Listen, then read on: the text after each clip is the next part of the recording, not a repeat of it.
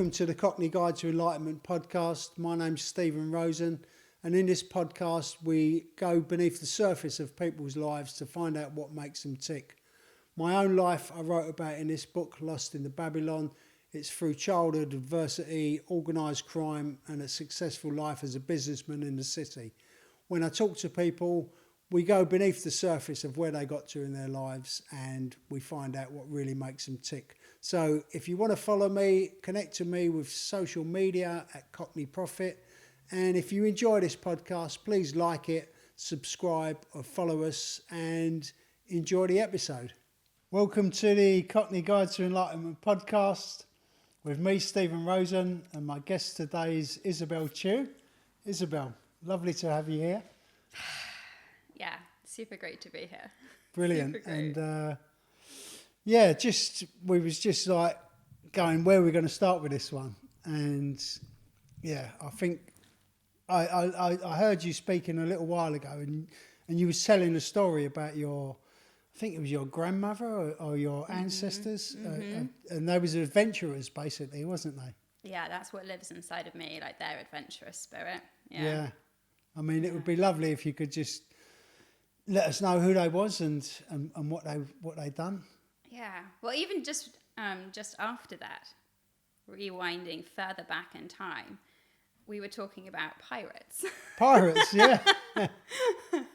Which this is going to make my dad so happy to mention the pirate part, and then we'll fast forward to my grandparents and their more close ancestors. I thought your grandparents were pirates, no? Well, the great grandparents, I'm not quite sure how many greats, but certainly Rhode Island time pirates is where my dad has traced our ancestors to.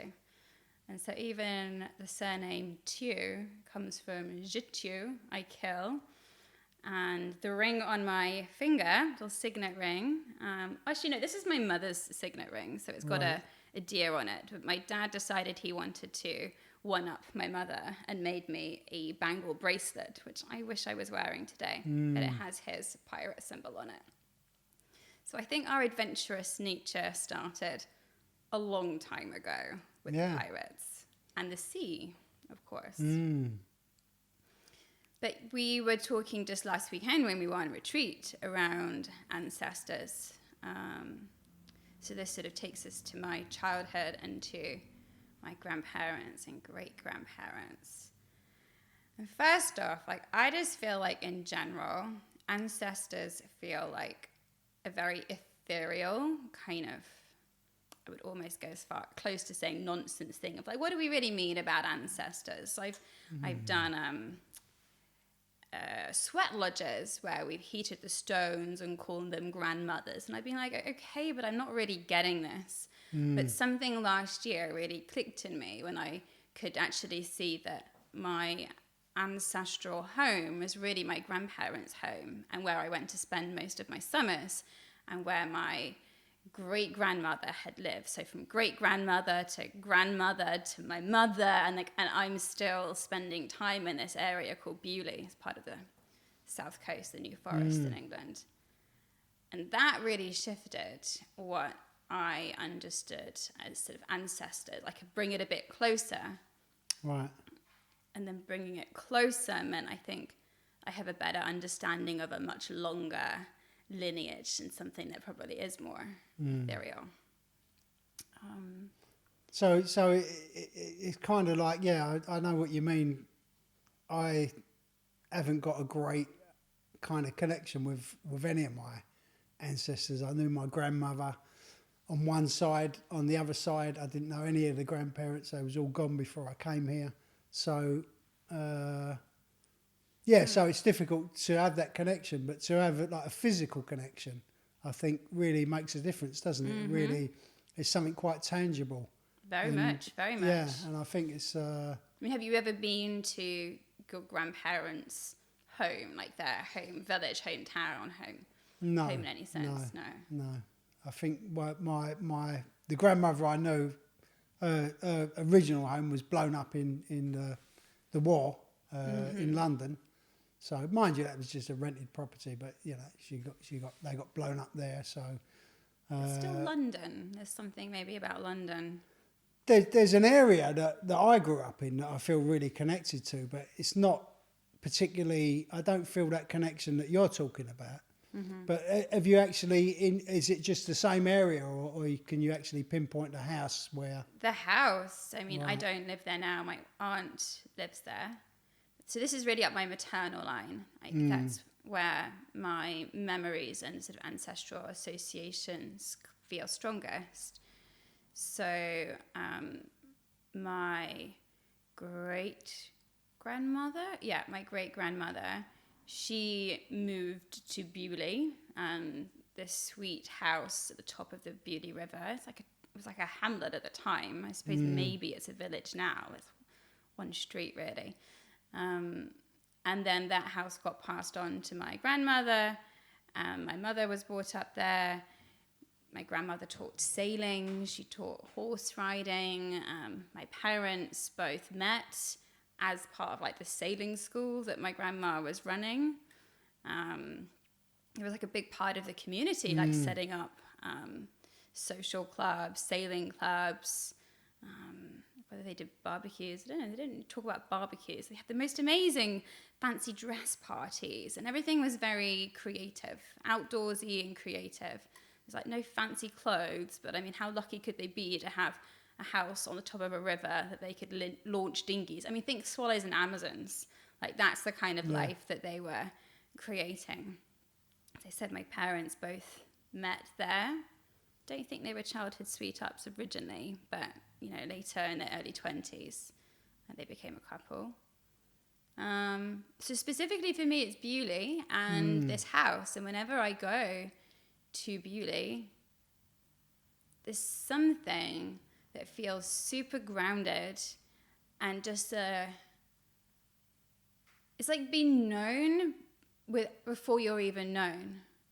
Like, I could go to an old friend's party and so be like, oh, you're so-and-so's daughter. Like, they didn't even know me, but I'm already known. There's something really interesting around belonging. It probably would have happened in old-time villages as well, right? That you would always be, oh, you're so-and-so and so-and-so's. Gotcha.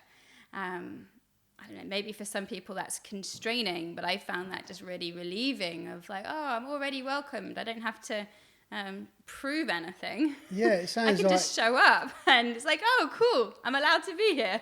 I'm welcomed. It sounds like that community that used to be and has kind of disintegrated. Maybe not in those sort of places. Maybe it's still quite tight in those sort of places. I think you've got to be small enough to be tight, so it still is there. But generally, I think as we've expanded in cities and, you know, certainly my mum talks of her brothers and sisters all growing up within a couple of streets, you know, even when they kind of started getting married, they all lived fairly close together. So there was that sense of community, which is just dispersed, I think, for a lot of people now. But it's nice to have that connection. And I kind of felt it was more than, it's kind of like an energy or something coming down the line that you obviously feel, or you feel like a connection to you that. could just feel it, and it's not just me. I mean, when JS first came to Bewley with me, he felt something as well. Just like, oh wow, maybe it's just a beautiful place, which is what Bewley means from French. But you can feel it. You know when you're welcome, and I would say mostly places by the sea give me that sort of feeling too. There's something for me about the water. Maybe that's the pirate lineage coming through, that I feel most at home when there are large bodies of water nearby. Now, I don't want to live on a boat, but I do want to be by the water. I mean, the pirate life was was the life for me in my earlier life, but you know, not on the water. I was a land-based pirate, I think. But I mean, do you feel what do you kind of feel of that in you? Do you feel like there's a bit of pirate in you? Because basically pirates were outlaws, wasn't they, really? I suppose put it that way. I always think of the first thoughts, aggression. I'm not sure I sense the aggressive nature in me that I imagine pirates had. But they were certainly adventurous. Adventurous, yeah. Courageous, they were doing something different. And you're right, like the outlaws of doing something unexpected or different, or maybe culture didn't perfectly approve of it. And when I think of it that way, I am doing that to quite a large degree, having dropped out of corporate jobs, at least for now, and following a creative passion. And that path of service that, it's not uncommon. Well, it's still not the most common path that people take. So there is something of that pirateness. Do it different, do it your own way. Yeah, and I think it's, and it doesn't have to, because it can evolve, can't it? But I think the essence of that, just wanting to step outside of the norm and just do something interesting and kind of, very individual and, just something outside of the normal parameters of society, really. I suppose that's what pirates were. And thinking about it, I don't know this for a fact, but thinking about it, I'm sure that, governments employed pirates and there was all sorts of deals going on all sorts of Certainly levels. The Queen did. Yeah, I don't know my history dates well enough, but absolutely. There was a point when pirates became commandeers, or commandeers became pirates, but basically they were legal. Like they were collecting stuff on behalf of the Queen. Yeah. And then it's like, oh, actually, no, it's not good for our reputation. It's illegal now. You're a pirate, not a commandeer. So there were times when it was welcomed, and there were other times when it was totally outlawed. So in your childhood, do you have any sort of sense of that in your childhood, or?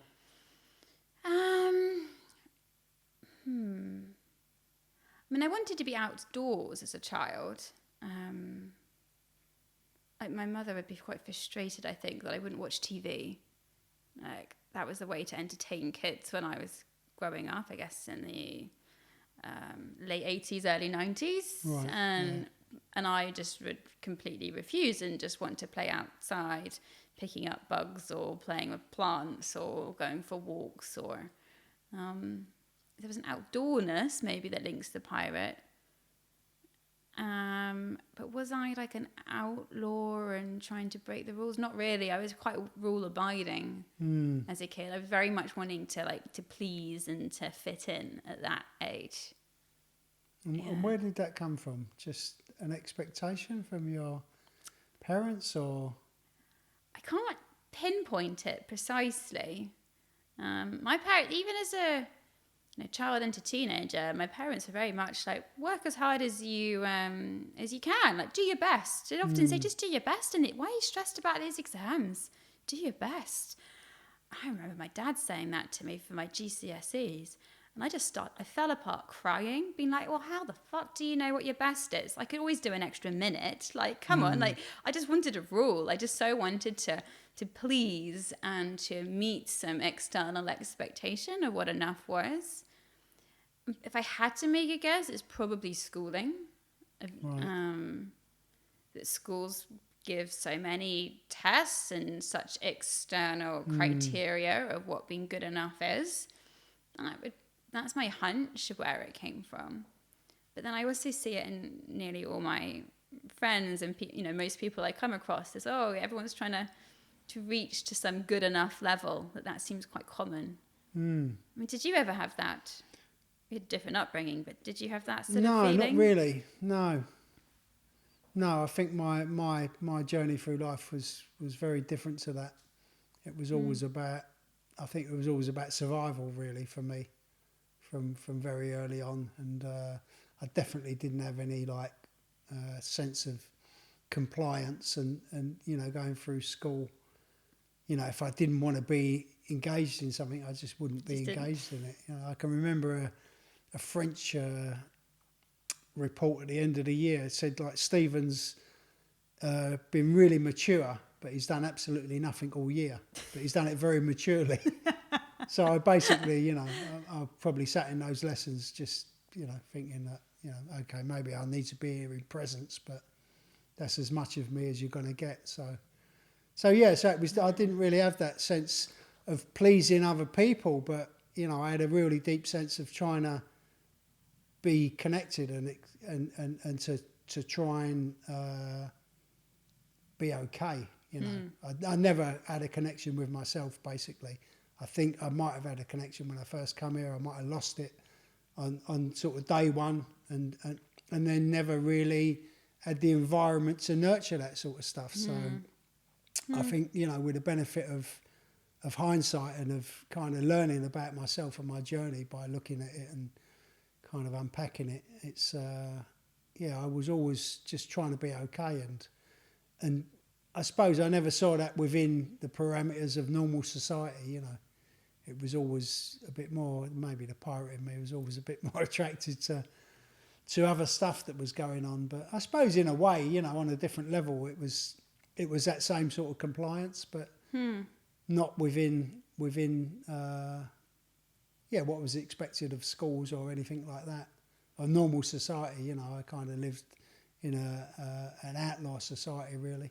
Well, that's what I was attracted to. I think as you say that, it sort of reminds me that I think I felt so much within a certain part of society, of the schools, fairly middle-class upbringing, really.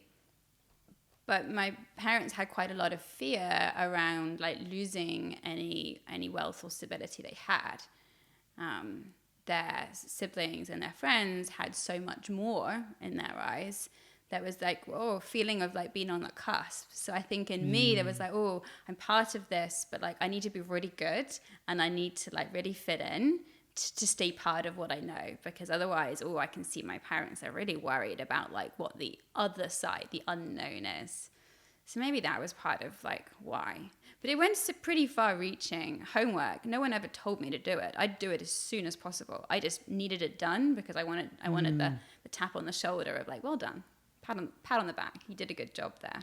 Yeah, I mean, it's interesting, isn't it, when we start looking back and kind of unearthing what was actually the motivations to how we grew, rather than just going, I was a good kid and, you know, like, because, I mean, maybe you was a good kid, but, you know, what's going on underneath that, what's driving that, you know, and I think that's what's interesting when it gets to the level of obviously coming into adulthood.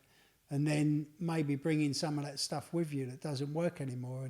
And it kind of goes back to that kind of pirate's essence in you, what we was talking about earlier, of kind of then wanting to step outside of that and wanting not to be contained by that. I mean, certainly the first landmark that I can see that was anti-pirate would have been around age 17, choosing to not do art any longer, to let go of the art A-level and study physics. And I was like, okay, well, maybe I'll go and do art school for like a gap year for 1 year in between, but I'm definitely going to go and study physics at university because that just feels so much more sensible. That feels like I can get a job with that. Like, yes, I found it interesting, but I definitely wanted to do art. But my parents didn't say, oh no, don't do art, it's dangerous. No one around me like actually said those words of don't do art if you want to. I was the one that was sort of doing the anti-pirate move. Oh no, better fit in, better do what's like normal and safe. And so, I just learned to contain myself without knowing it at that time. Yeah, it's fascinating, isn't it, when you get a chance to look at that stuff. No one else to blame. Yeah. And art for probably most of the people that I would have known would have been like a good. So I used to like art, but.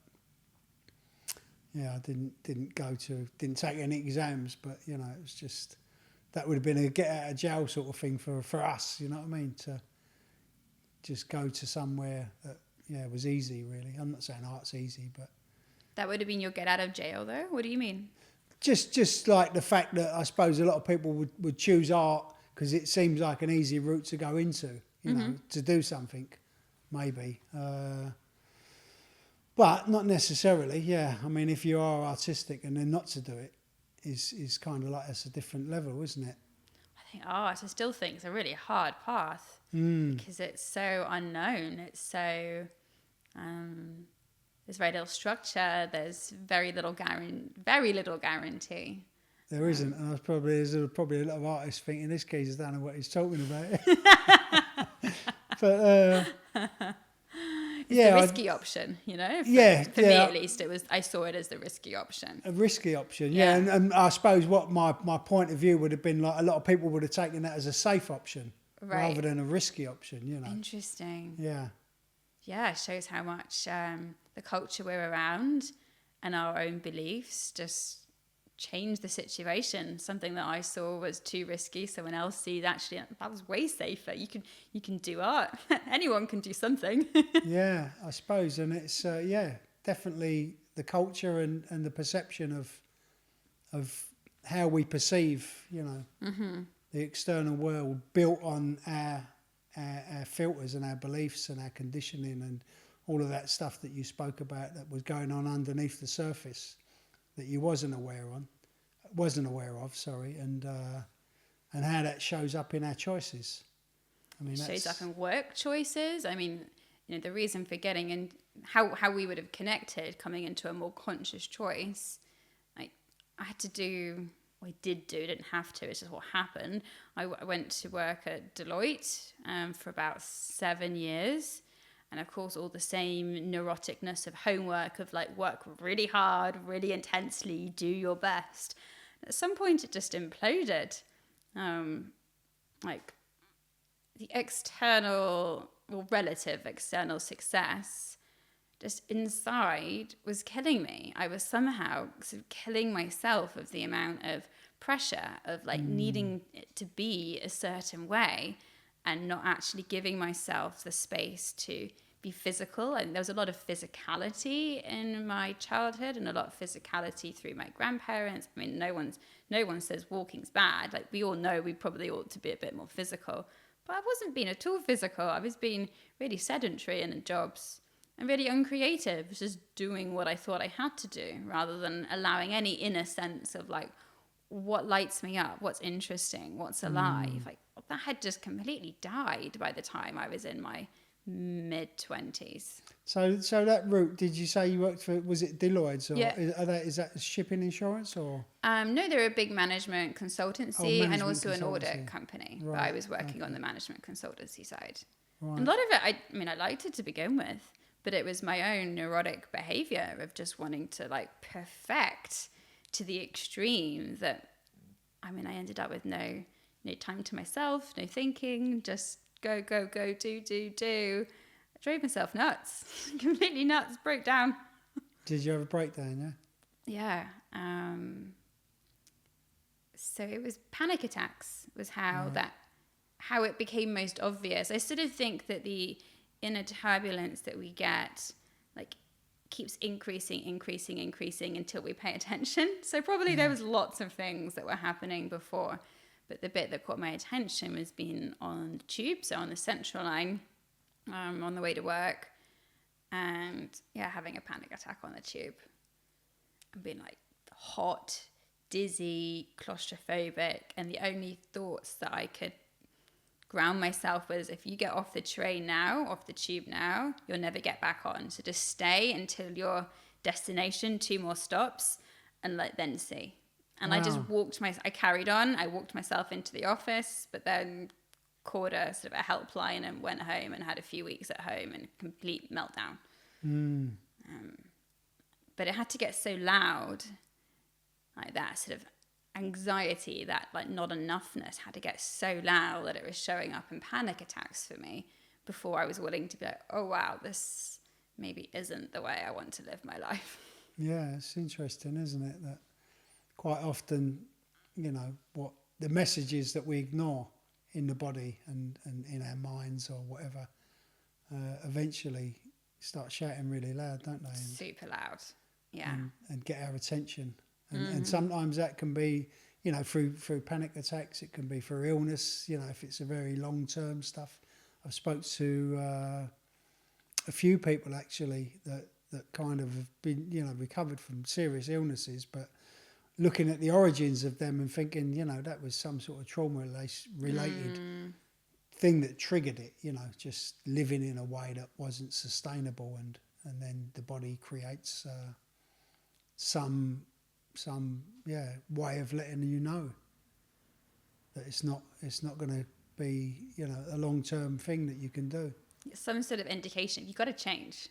Yeah. Something has to change. But it won't tell you what, I don't think, but it's this big signal, this big red flag. I think change. It's interesting that even though when you was on that tube having that panic attack, your trajectory was like pushed through it.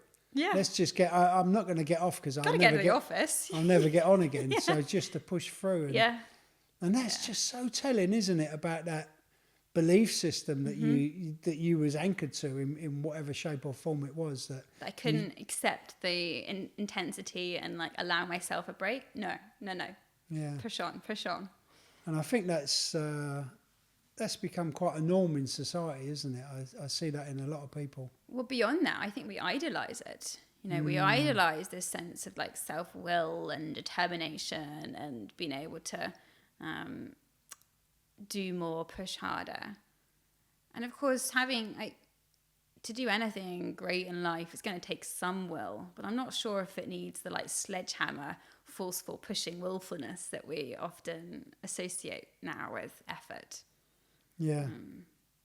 Yeah, you're right. We do celebrate that sort of achievement. And, totally. And quite often it's like, that's why I was saying to you earlier on the podcast, I'm not really particularly interested in where people get to. I'm more interested in the journey of that. And I suppose when we start looking at the journey, then we can start looking at like the components of what that costs, you know, because I mean, I was quite successful in business and built a big business, as we was talking about earlier on, but that entrepreneurial will that took me to that point of success cost me. But, you know, I didn't realise what it was costing me. And I didn't realise that, you know, there was a big price tag to that in regards to, you know, family, time with family, presence, being, you know, just being available and being present, you know, this drive, this will, you know, was really powerful. And especially when you're succeeding with it and you're seeing external results.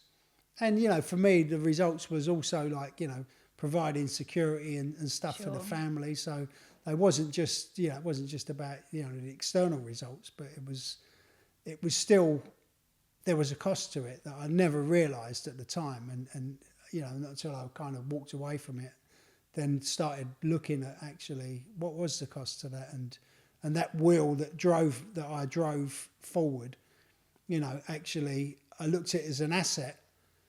But you know, on the minus side of that, it was, you know, it was really taking a lot from me as well, and it cost me a lot, you know. So it was out of balance basically. Because it does both. The will is both beneficial as well as painful at times and unhelpful when it's out of balance. And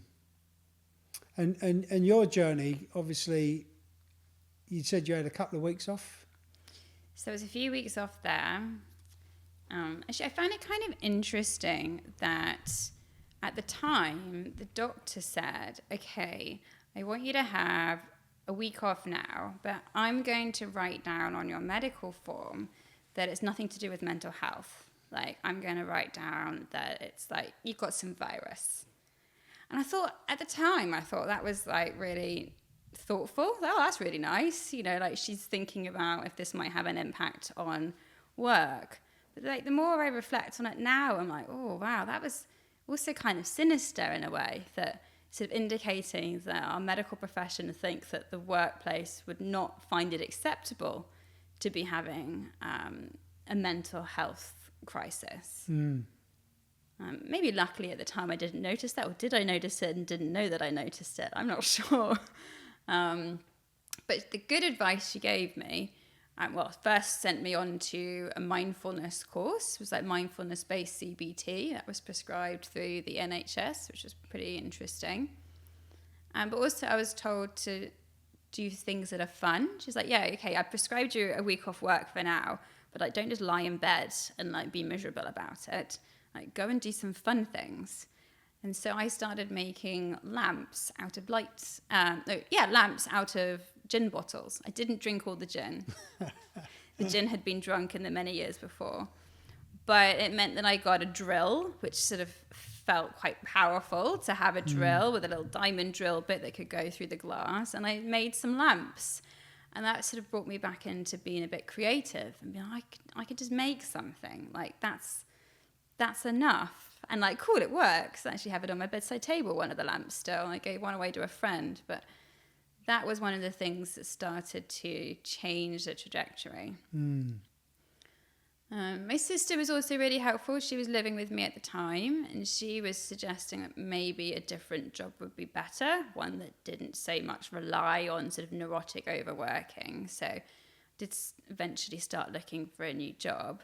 But I think the main thing is that it put me back into yoga. Probably doing yoga once a week, once every other week before that. So just a bit stretching was how I saw it. Oh, it's fun. But once I'd done the mindfulness-based CBT and had that breakdown, I was like, okay, fine, I'm going to go and do yoga almost every day and just make that part of something that I do and see, like, if I give it a month, do I start to feel better? And it did. Like, it helped.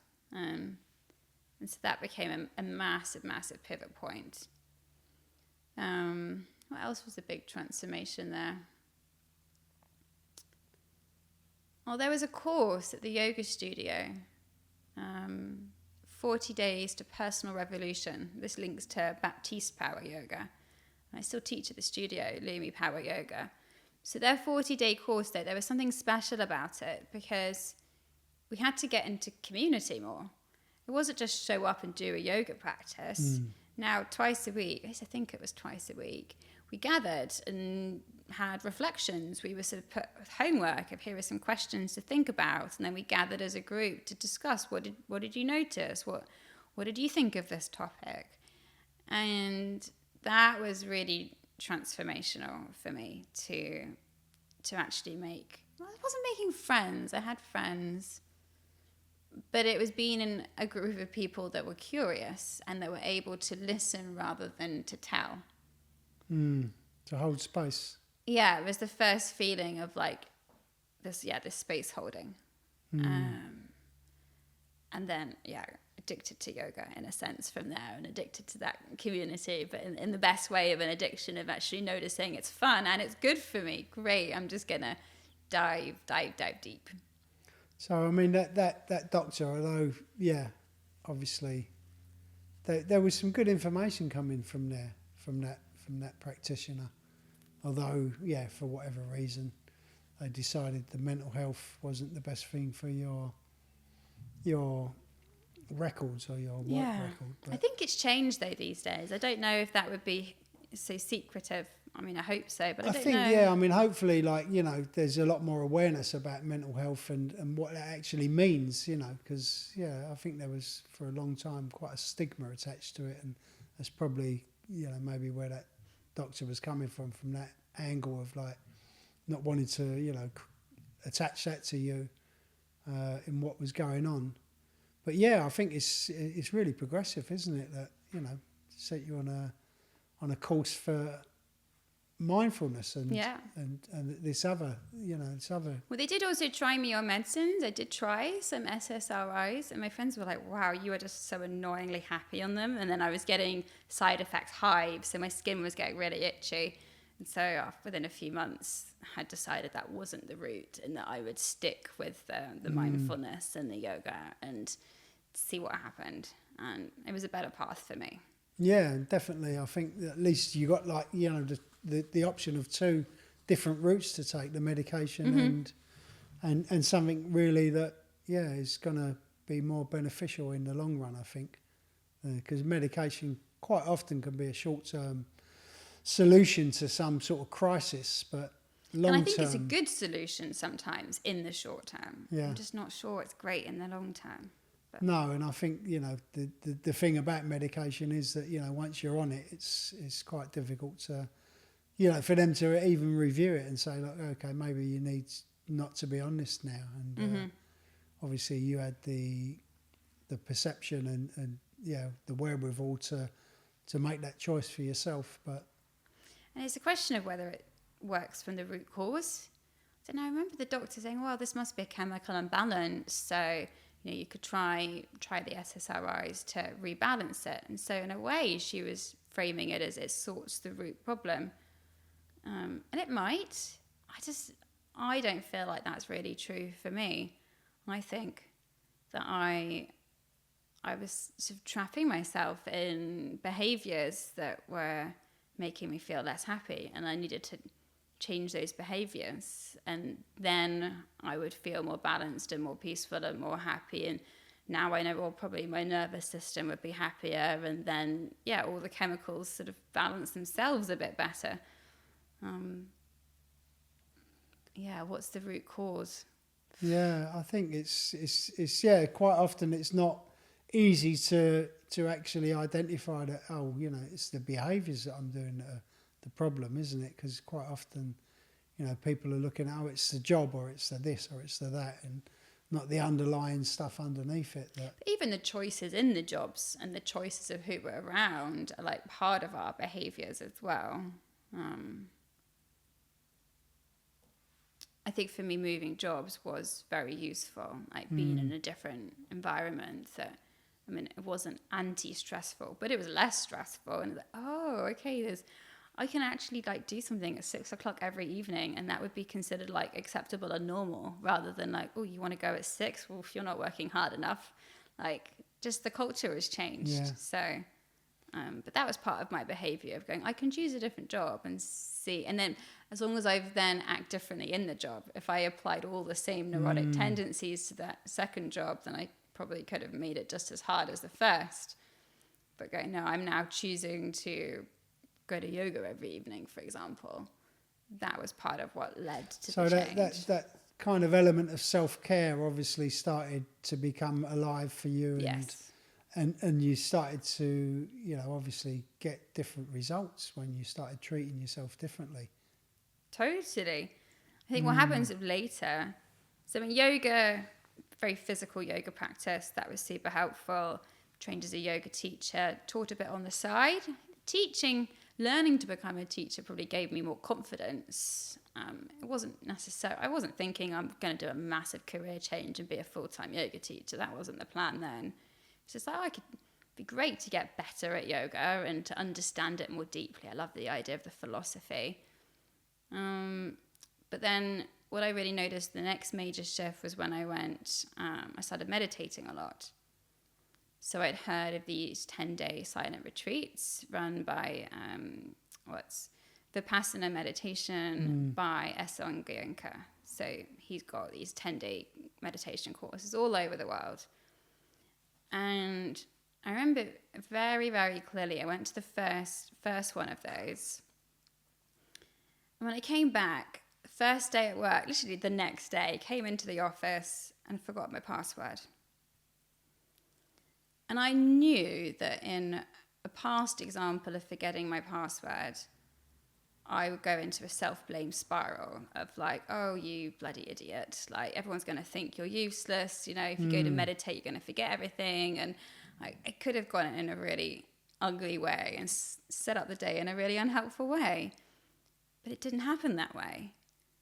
I just laughed out loud and then just looked at one of my colleagues and was like, I forgot my password and laughed at it. And he goes, oh yeah, just go and ask that person there. They'll reset it for you. And it was all solved in about 5 minutes in a very light-hearted, very human and connected way. There was no added drama. Oh, that was just super fascinating, that sitting meditating for 10 hours for 10 days. I mean, it's quite a feat for most people, to be fair. True. I was just amazed at like the direct impact of, oh, I didn't go down a horrid self-blame spiral. Yeah. And to notice it and to think this is a good path. Like, okay, sometimes slowing down helps. What changed for you? What do you think changed in your? Was it your awareness, your consciousness changed? That was a default reaction that changed. Right. I don't remember it being a conscious, oh look, I could go into self-blame or I could just laugh. Like, that wasn't there. Right, It just automatically something had changed because I'd sort of meditated enough. I mean that tradition would say that all of our habits, including our thoughts, they are sankharas, like habit patterns of the mind. And if we can learn to notice them, like to be with our sensations, to be with the very present experience and not hate it and not love it, kind of just be fine with it, then all these patterns would naturally unwind. Right.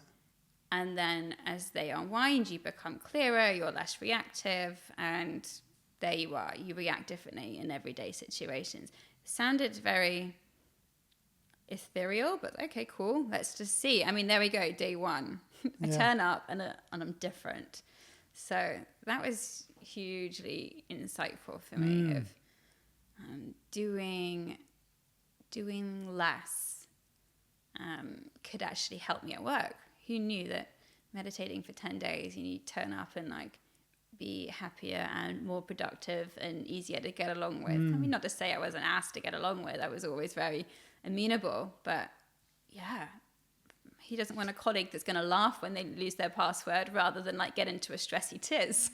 Yeah, but it's such a shift from that internal dialogue, that internal pattern of immediately going to self-blame and, to change and not be in that. It's quite powerful, isn't it? Because I think they're really difficult patterns to change, aren't they? Because it sounds really small on the surface. Oh, what, you just didn't get upset about your password? What's the big deal? But, I mean, the inner shift that creates that's huge. Yeah, exactly. Yeah, and people just generally kind of trapped in these patterns for a lifetime quite often, even when they do, notice that they don't serve and they don't work. It's very difficult for people to get out of them. So 10 days meditation and you're sorted. Yeah, I mean, it didn't sort it every time and all the time. Joking, yeah. But to even notice that these self-care practices and introspective practices, embodied practices, that they have profound and noticeable impact on our day-to-day experience. Yeah, I've been speaking to someone recently on the podcast about embodiment and, the benefits of just dropping down from the mind even just into the body and kind of recognising what's going on, starting to be in touch with actually what's happening within the body, within the systems, and obviously, the breath. When did you start practicing breath work? So breath work was probably, I did a little bit through yoga. We all learn Ujjayi Pranayama through most yoga classes. But it was quite soon after I'd done that meditation course. I was really reflecting on the classic yogic path. It'd really be from Patanjali's Yoga Sutras. It would always talk about the foundations of ethics, things you don't do and things you do. Be nice and don't kill, for example, to put it simply. Then you'd do movement. But before you'd go on to meditation, you would learn pranayama, which was to work with the energetic body, the emotional body, and also be like a stepping stone, like literally a bridge from the body to the mind and a stepping stone before meditation. So I was thinking, this is kind of interesting. Like, why have I just jumped straight up to meditation? Why are so many other people going from doing some stretches in a yoga class to straight up to meditation? Like, I remember there was a girl on the meditation course that had never done any sort of yoga or breathing practice before. I was like, yeah, my friend said it was really good, so I'm just going to show up. I think, wow. Courageous, yes, but I was wondering whether that was truly wise, that would preparatory practices actually make it a deeper and easier experience, particularly one that could be integrated through daily life. So that was why I decided to start looking at the breathing practices of how do we bridge the gap between the movement and a quiet sitting practice. Because as you kind of noted briefly a few minutes ago, sitting down silently for 10 days, it's a big ask for a lot of people. For sure, yeah. It's a big ask. Yeah. And whilst it is open to pretty much everyone except for those with extreme mental health problems, it's not advised there.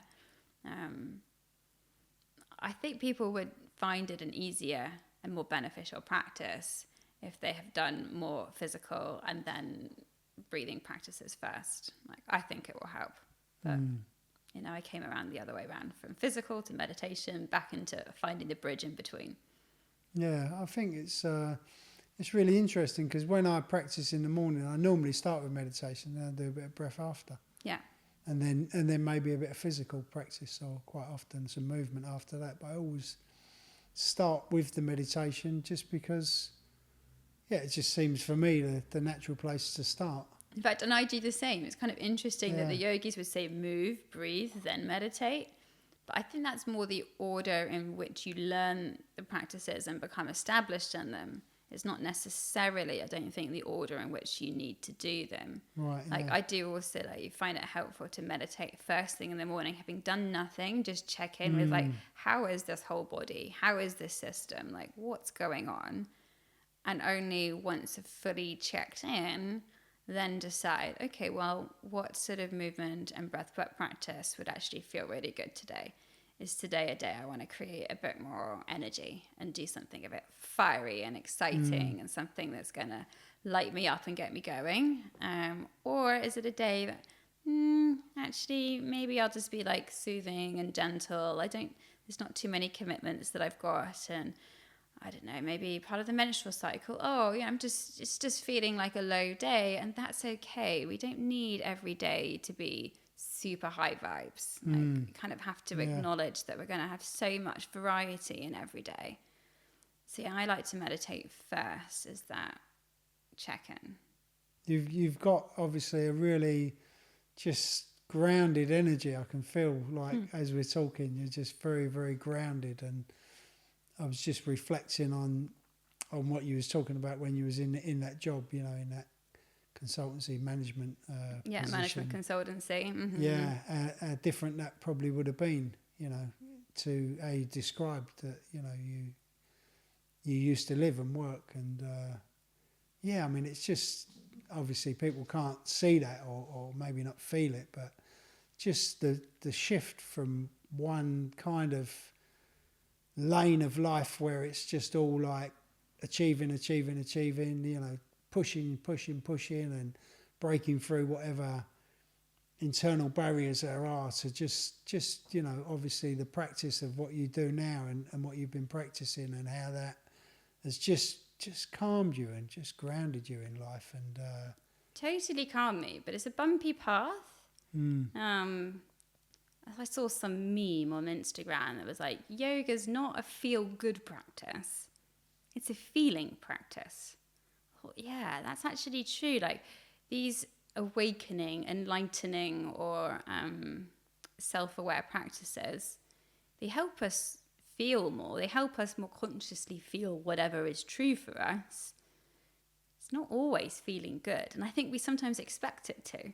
And that's why I've sometimes had problems, expecting the path to be easy and to feel lovely. And then oh gosh. Two and two to make four. Yeah, gosh, there's still hard bits. Yeah. And in a way, like my second main job, so it was at Vodafone, and they saw me going through so much of this transition. And I think they were really lucky to have me, but also maybe I feel a bit sorry for them, of like, wow, this woman's really changed over the 6 years that I spent with them. I started off probably being a bit too try-hard and reactive. Then I could notice what's happening. There was someone who really annoyed me to work with, because they just didn't follow through with what they said they'd do. Like, oh yeah, I'll send you that, and then don't. It used to drive me nuts. But I could see, like, I'm about to get angry now. Okay, I'm just going to go to the loo. We're back in a minute. Go to the loo just to like cool off, and then come back and go, oh no, damn it, I'm still being angry. So I could see myself almost, I could catch it, but then still sometimes do the less perfect behaviour. So what did you do with that anger when you caught it? Where did it go? Because that's a really interesting thing. I was talking about it on a podcast the other day, actually, about repressing it and not acknowledging it, or not letting it be alive. Well, I think that example, it really showed me like, wow, this is the heat. I can feel myself getting hot. I can feel the thoughts getting mean. It's bubbling up. I'm going to go for this like 2-minute break just to see, I don't know, if it would just disappear. It didn't disappear. Like now I know that I would probably spend a little longer just feeling it, maybe tell the person, we'll talk tomorrow once I've fully digested whatever I'm annoyed at, maybe. Or sometimes, I mean, at the time, I just got angry, and so it was kind of rude with my words, which wasn't great. Like, it wasn't pleasant, and it wasn't good for either of our careers. I think what I'm leaning even more into now is, can you notice what you truly want to say? Like, no, I disagree.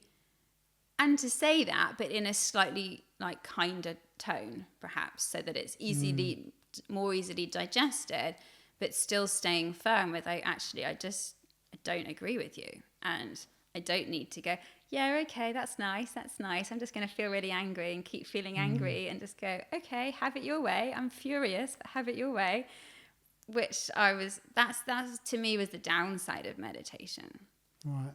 That meditation was telling me, or at least my interpretation of it was, I should be calm, I should be peaceful, and if I'm not, then I'm just going to pretend I am, because that's the way I'm meant to be. I'm meant to smile all the time, and if I'm annoyed, I shouldn't show it, because that's not nice. It's not spiritual. But that's the repression side of it, and I think we do very easily use our spiritual practices to repress things that we think are ugly, because we think everything should just be love, light, and glorious all the time.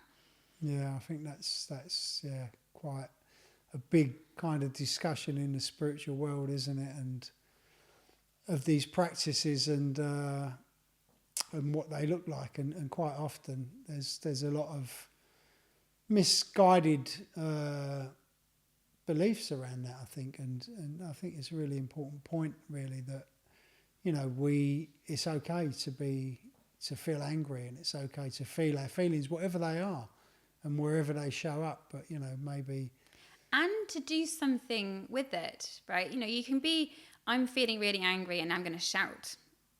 Probably that's not a great idea unless there's like an absolute emergency. But neither should we go, oh, like, I'm feeling really angry, I'm just going to sit and like watch all this anger and keep watching it. And I know at some point this anger will pass, so I'm just going to carry on meditating on this anger. And then it does. But have you actually like even allowed yourself to think about, well, what was it about that situation that got me unhappy?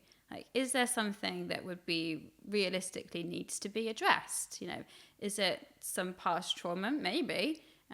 Or actually, you there's a boundary to stand up to and say, no, I don't want to be treated that way, or don't do that to that person. That's not okay. Like, sometimes anger might be a signal to ask us to look at our actions and to look at the situation and address it, not just feel the feeling and just keep feeling the feeling and do nothing about it. Yeah, but it's really quite nuanced, isn't it? Yeah, once again, I think they are. Feelings are there. They're you know, they're there as part of a process. They're there as part of a system that's in operation, and you know, it's it's getting, maybe, you know, if you're exploding with that sort of stuff, that's not appropriate, and that's kind of can be destructive. But totally.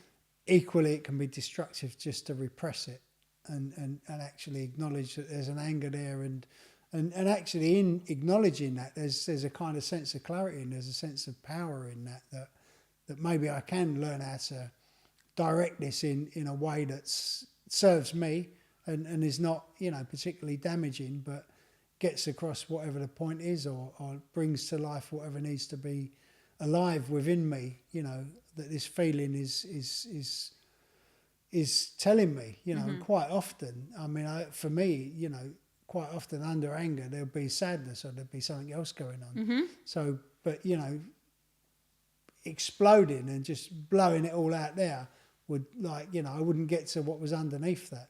I'd just like, bang, that would be it, and then I'd just reset and start on, you know, carry on. But, you know, learning to observe that and kind of catch that, and then feel that, and then go down to the next level. As you said, you know, there might be a trauma there, it might be a trigger, it could be, you know, it just could be that someone's just overstepped a boundary and it needs to be addressed and acknowledged. But I think it's quite important that all of our feelings, whatever they are, they're valid. You know, we value them and we accept them. And I was kind of just thinking then, you know, like the stuff I was talking about, the men's stuff, you know, and it's just the human being stuff, but particularly for men, you know, it's difficult for men to acknowledge that, you know, there's a set of feelings that they don't access or they're not familiar with accessing, and they're trapped within a parameter of what their belief might be. And I think, you know, this kind of feeds into that as well, just from a human level, that,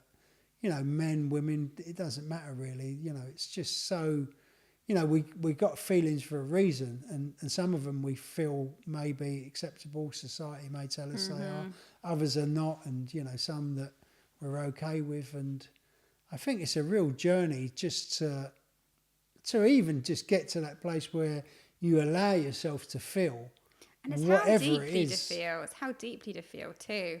Because I just really got stuck in this pattern of like, oh, here's an emotion. Okay, just going to meditate and all the sensations in my body. And then, but oh, look, yeah, heat. But I'd like almost be spiritually bypassing it by just go, I'm only going to focus on the heat now. Oh, so interesting, all this heat. And just, yeah, it was good that I wasn't getting angry about being angry, which we often do. You know, we layer whatever emotion we don't like, we'll double it up. If I'm angry, I'll be angry about being angry. I wasn't doing that, so it was kind of good, but I still wasn't getting to anything close to like, I'm actually allowed to experience the wholeness of anger. No, I was just trying to like laser beam it so that I could just see a very narrow part of it, thinking that that was feeling it. But I don't think it was. That's what I'm learning now. Yeah. And probably this is, I think, one of the areas where breathwork practices can be really helpful. But when I say breathwork, I don't just mean like Wim Hof or conscious connected breathing, which is kind of what most people associate with breathwork. I think breathwork includes those types of practices, but would include also practices that are about releasing, like leaning into anger, leaning into sadness, actually feeling them. But what about also coming into joy and intentionality? Like, you know, within breath cards, we've got 57 different practices. And they can help us tap into and actually go, okay, right now I'm willing enough to feel sadness. Like, it may not be like fun, but I'm a human and I'm feeling a bit sad. Well, I could do a practice that actually appreciates sadness, that feels it in its wholeness and gives it a bit more space. And I think that is really helpful to like have a specific practice that can help with an emotion. I mean, it's brilliant, and you've just mentioned your breath cards, and that's what you've developed, and this, I think it's brilliant, and it just, you know, just that one thing that you've just explained, that, you know, people can take a feeling and then kind of relate, you know, a practice to that feeling, to be with that feeling and experience it and get comfortable with it. And just allow the feeling and allow its natural development of whatever that is, and then obviously it can lead to deeper areas of where that feeling's leading to, or where that feeling's arising from. And I think it's brilliant. And so, you know, what made you come up with this idea for these breath cards? Because obviously you're practicing and you're teaching yoga. Yes. And you're holding retreats, and, you know. Well, like you were on last week with us. I was on an amazing, so fun. the breath retreat was just incredible. Yeah, I mean, that's, such a rich experience, really was empowering, and just the community that was built within that container, you know, of 3 or 4 days, and it was amazing. And the practices were really accessible. And, you know, if you just turned up on that retreat and you'd never even known about breath work or anything like that, it was accessible and it was simple, and they wasn't complicated practices, and I think, you know, they was delivered and taught in such a way that, you know, they was really beneficial and accessible. And just, you know, your cards are like, you know, a kind of takeaway, even if you wasn't at the retreat. A gentle sort of way to to train yourself or to equip yourself to a better way to deal with life. Yeah, and I really made them to help people practice at home. Like the idea of empowered practice, of you can practice how you want, but you might need a reminder to actually do it.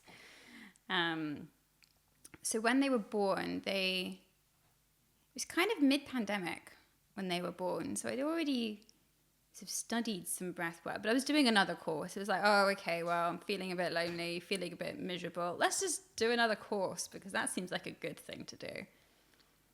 And that's the time when I met such a variety of breathwork practices. It was a bit more from Kundalini. So that teacher was Carolyn Cohen. So, she makes a practice called Kundalini Global. That's her business brand. And yeah, we learned so many different techniques. But what I found a little challenging was in a teacher training scenario online, like reading text about a breathing practice, I found quite hard to then instantly teach from, because it was a teacher training environment where you'd learn it and then you go into a breakout room and then you teach it. I'm like, well, I don't want to read a script. That doesn't really feel very authentic to me. But like we've literally only just heard about this practice 5 or 10 minutes ago. So I'm not yet experienced in it. So I started doodling to make some sort of drawing that would describe the practice in a way that I had something as to like, oh, that's what we're doing.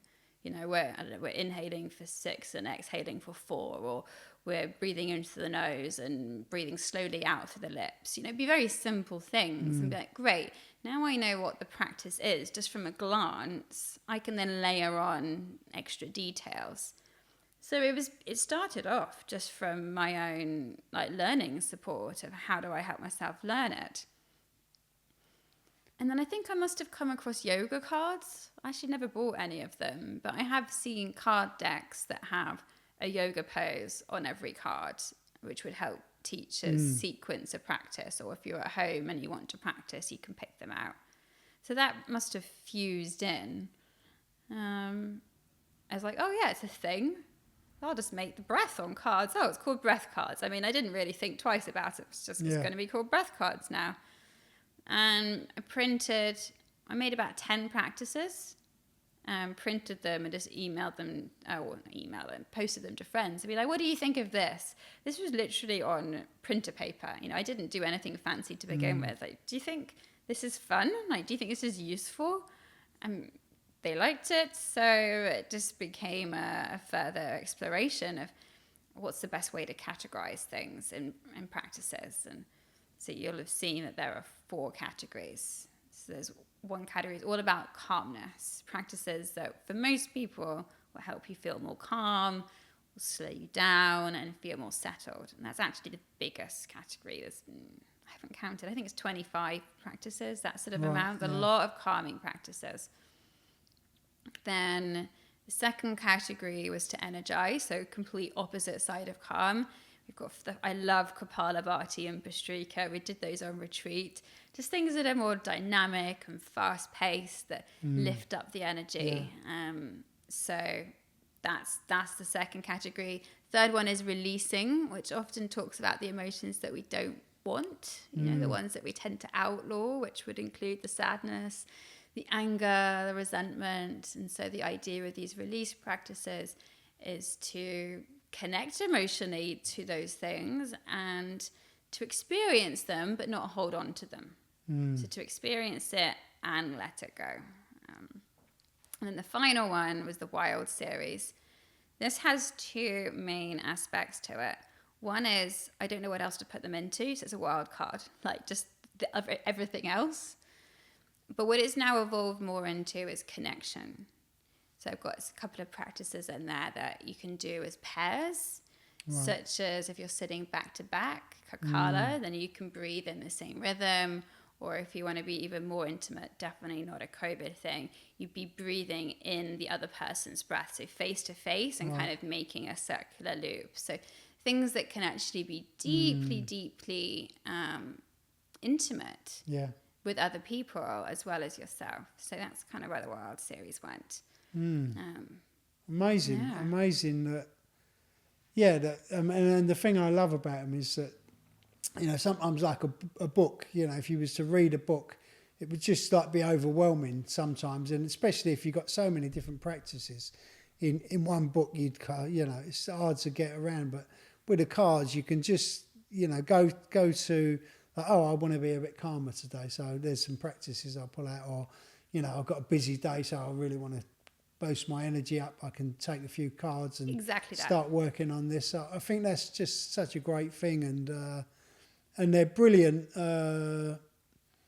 gifts to give to people as well, aren't they? That people, you know, that might just change people's way of living and people's way of life just by, you know, accessing this different way to actually manage and regulate our nervous system, and, you know, all of this stuff. And, you know, I was going back to, like, you know, just how peaceful you are sitting there and thinking of you in your job, you know. Different world. And that change doesn't happen without engagement, without us engaging in our own journey in life, really. And there's lots of different practices that people can access. But, I mean, this one, you can, you know, even if you are sitting at a desk, you can, you know, there was some practices. Loads of them you can do sitting at your desk. And really great if you're in a talking job, a job that, you know, maybe you're doing a lot of meetings or interviews, then, like, these calming breath practices are going to be so valuable to do in between things.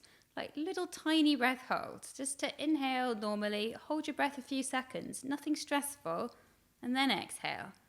Easy, and keep doing that for maybe a minute. No one's going to notice, but you're going to be replenishing yourself so much more by, yes, there's an energetic and physical pause, but also from the biochemistry, just gaining that little bit extra carbon dioxide that you need, because when you're chatting, you just breathe it out lots. So.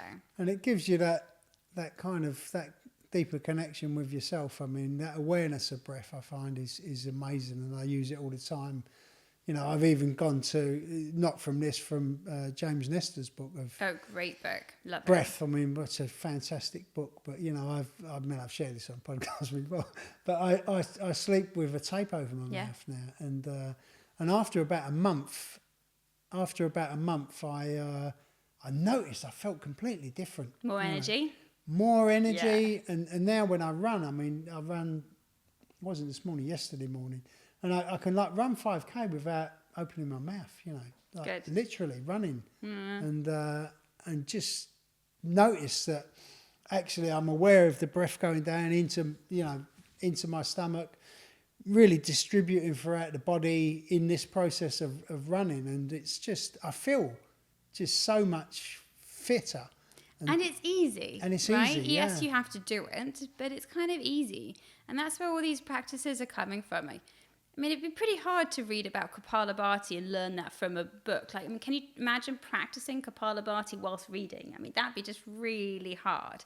Like, I've just really simplified all the practices so that you can just do them in most settings really easily. Like, we don't have to make it complicated. Right, yeah, anyway, that was why I made them for people to practice at home. I would say since I first launched them, so I printed just 300 roughly 3 years ago, as a little test. And yes, they went well, but I also realized that sometimes, particularly when people are new, they just need more support. They want more support. They want to know more about, am I doing it right? How long should I do it for?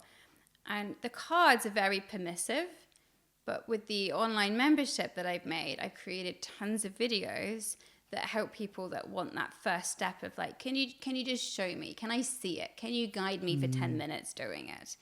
And so that's where I've tried to pitch it as the cards, in a way, they're more simple, yet it's more advanced to practice by yourself. And like you doing your breath awareness practice, like, it's great. You want to embed it in daily life.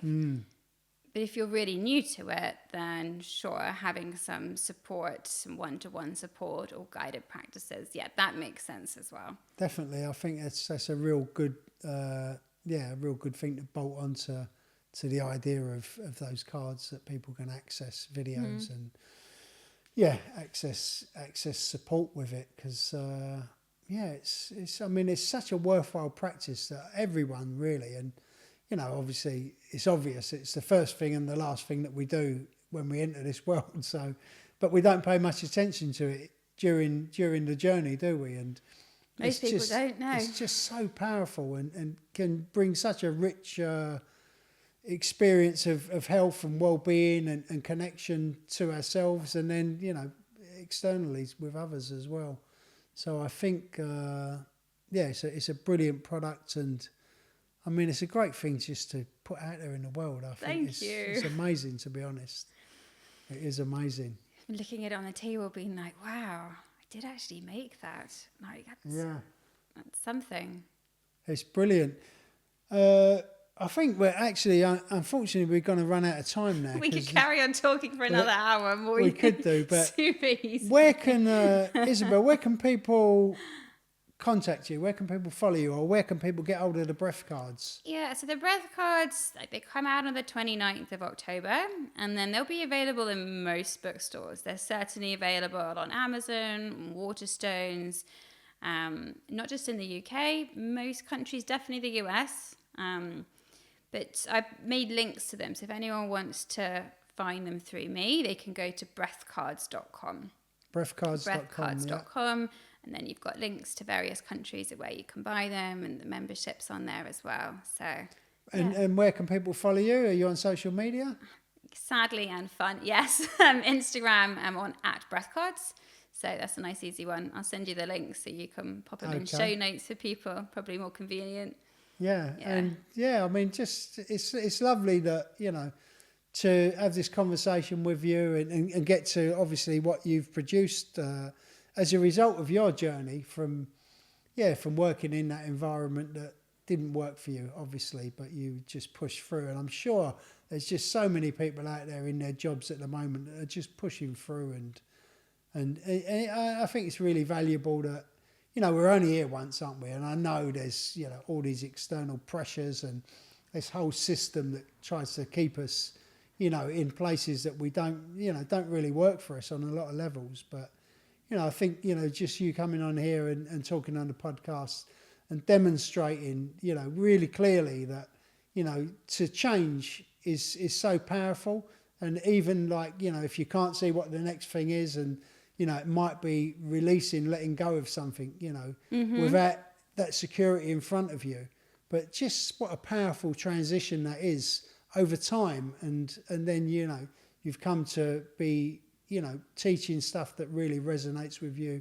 And that, you know, that retreat was just, it was fantastic. I mean, we could talk for an hour about the retreat. We probably could, but it was just so beneficial, and you know, I've come from where I've come from in life, and I've found the value of slowing down, you know, especially in business, being a successful businessman, you know, learning the value of slowing down and really noticing what's going on with me, and connecting to a deeper value of life, a deeper quality of life, and I think, you know, just by using these simple practices, people can start to just connect to that journey, even if they're at like zero. You know, you don't have to be a yogi, you don't have to be a meditator, you don't have to be any of these things to start this journey. And what a beautiful way to put that out in the world. So thank you for that. Oh, and it's pleasure. been really lovely talking to you. Yeah, we'll do it again maybe. Yeah. I mean, it's been really nice. And yeah, so, I mean, yeah, if you come across, when next time you're in a bookstore, you see the breath cards, pick them up and buy them. Pick them up and tag us both. Put a photo on it. Like, for me, absolutely, it's the first thing I've ever physically launched. So I'm going to get really excited when I see, oh, look, I've just seen it in the shop. I've just bought it from here. Like, that will probably make my day for a while. So... That's a wonderful idea. Yeah, just take a smudge of yourself and tag Isabel on Instagram. Yeah, that would be really fun. It's brilliant. Isabel, thank you very much. Thank you, Stephen. It's been lovely. Fun. Take care. Lots of love.